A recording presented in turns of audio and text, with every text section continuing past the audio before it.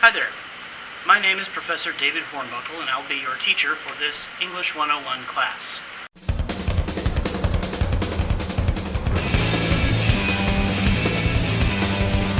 I've taught this class many times at UAB, and I also teach literature classes here. I also teach high school full-time. In this video, I want to give you a brief tour of the course and some background information related to our main topic, which is rhetoric. First of all, the course is divided into weekly modules. All the work due for a particular module is due on Thursday at midnight. I will open the module for the next week by 8 a.m. on Friday.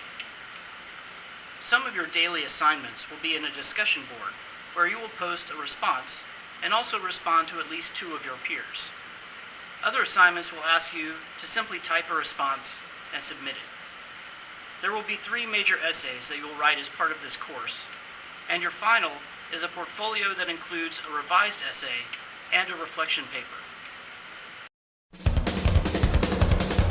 If this were a classroom-based course, you would be in class for 3 hours a week, and you would have about 3 hours of reading and writing to do outside of class each week. The expectations for an online class are the same. You can expect to spend about 3 hours grappling with the things that I post online. It's your class time. You can also expect to spend 3 hours a week doing other required reading and writing for this course. So that's 6 hours a week. If you budget an hour a day, you should have plenty of time to get the work done. If you have any questions, you can post them in the virtual office. I ask you to use this because other students might have the same question, and they will be able to see the questions and answers all in one place. If you don't want to ask your question publicly for some reason, you can email me through Canvas. Now let's talk a little bit about rhetoric. Rhetoric is the art of persuasive argument, which is an essential component of living in a democratic society. The ancient Greeks invented democracy, and so it's no coincidence that they also invented rhetoric. They recognized that in democracy, our ability to convince others of our point of view is vital. In non-democratic societies, you might have a king or an emperor issuing laws based on their own personal whims. But in a society run by the people, when we want something to happen, we have to convince other people to be on our side.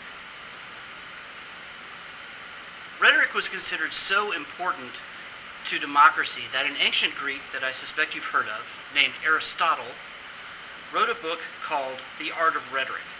In this work, he defined the tools of persuasion and created guidelines for the best way to form persuasive arguments.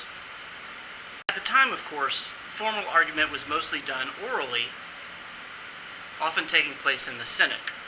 And although there are differences between oral rhetoric and written rhetoric, the main principles still apply to both. At the center of these principles, defined by Aristotle, is something we call the rhetorical situation.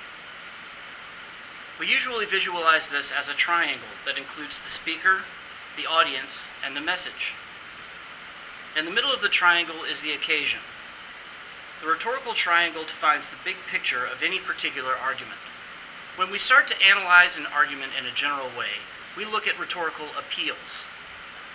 There are 3 basic types of rhetorical appeals, and we will use the Greek terms to refer to them. First, we have appeals to ethos. Appeals to ethos are strategies that the speaker or writer uses to establish his or her own credibility. If you look at classical speeches, most of them begin with appeals to ethos. For example, I started this video by talking about myself as a professor and talking about my teaching experience. Next, we have appeals to logos, which is the logical structure of the message. Appeals to logos are concerned with logical connections. If you believe this is true, then you should also believe this other thing is true. When a writer appeals to logos, they're asking you to see a logical connection between the evidence presented and the main point being made. To complete the triangle, we have appeals to pathos. The word pathos is related to words like pathetic, empathy, and sympathy. These appeals are concerned with the emotions and personal values of the audience. When an author appeals to pathos, they're trying to make an emotional connection with the audience based on a shared set of values. Finally, a type of appeal we don't discuss very often is an appeal to kairos. The word kairos means time, and it has to do with the timeliness of an argument. For example, critics of Martin Luther King would say that he should be more patient and equal rights would naturally occur when the time was right. King responded by making arguments based on why civil rights needed to happen now instead of later. We'll go into detail on all these concepts next week. This week you don't have a lot of things to read, but you do have a brief writing exercise that will help us get started. I've also asked you to introduce yourself in the discussion thread below.